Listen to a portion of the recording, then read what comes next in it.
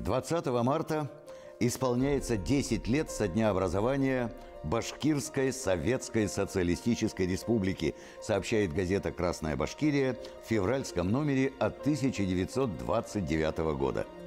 Здесь говорится о том, что многонациональное трудовое население Башкирии в эти дни должно подвести итоги ленинской национальной политики, хозяйственного и культурного строительства, наметить дальнейшие задачи по росту социалистического хозяйства. Также в публикации говорится о строжайшей экономии государственных средств.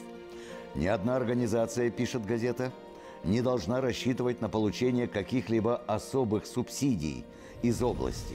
Все расходы в подготовке и проведении празднования должны производиться за счет уже предусмотренных по местным бюджетам расходов.